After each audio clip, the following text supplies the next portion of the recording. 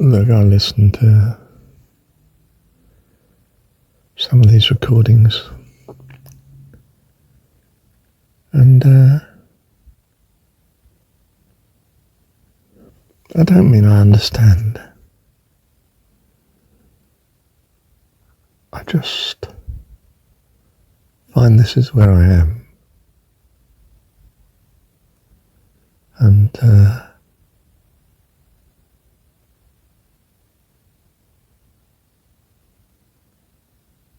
it's like that in class. You're listening, or in a lecture, and you're not following yet, but you're listening, and you're on the verge. And it's very foggy, it's hazy, and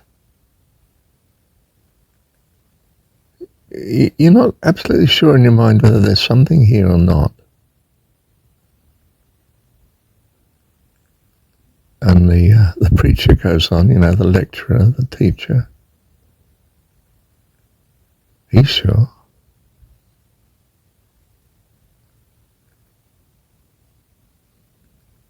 I wonder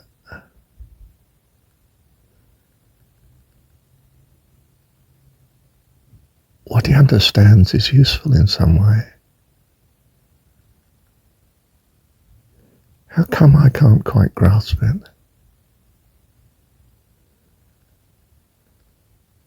So you concentrate, you focus.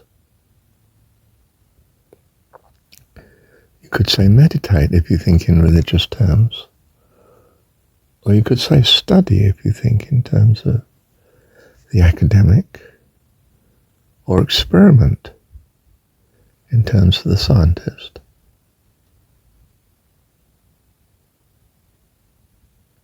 You sort of wait upon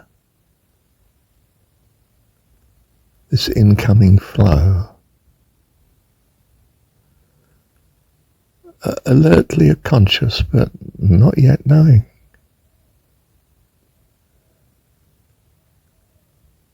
But so ready to receive.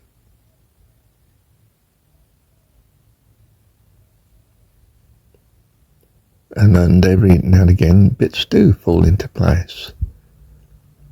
And you see a relevance and a structure to something. And this is very encouraging, of course. You haven't mastered the subject yet. I mean, what amazes us is to realise that he, the lecturer, he hasn't mastered the subject either. I mean, he's got a master's and a doctorate and all that rubbish, but I mean,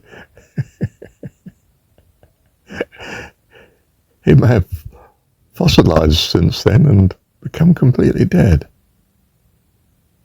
But perhaps not.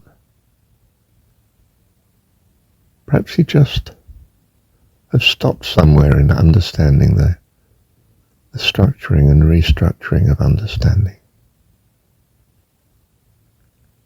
And you get a sort of flash of insight as to something slightly different to what he's saying. Now, he thinks you're a brilliant student, of course. You've understood the lecture. But it's not that. You've overstood it. I mean, what I'd like to say is because something from God, the true reality, has come into you just that bit further than he was, or slightly different, or you've applied it different because you come from just slightly different, and you have an intuition, an insight. You bring something to the party. He's greatly encouraged because, you're a bright student. That's an interesting view. Yeah, I know what you mean. I don't think you're right because so-and-so and we hold such and such, but you are right in such and such. And, well, actually, I was going to come on to that later in the course, but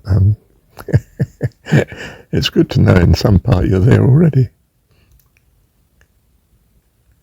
And the whole practice of inquiry becomes alive. But dear one, that's just the the indication of how you can be with God as you come to know him.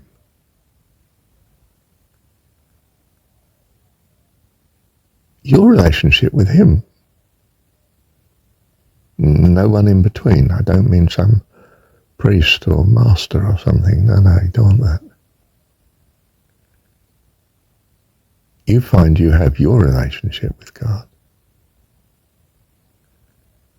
And that's just wonderful. It's personal.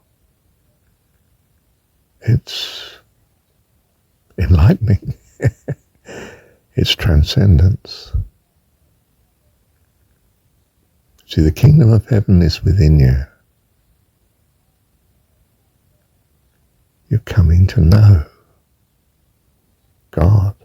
Now, his influence, so I was going to say the sky's the limit. There is no limit in the sky.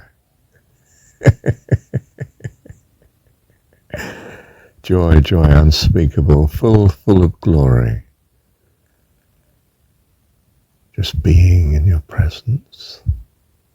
Oh Lord, love you, Dad. Thank you, Heavenly Dad.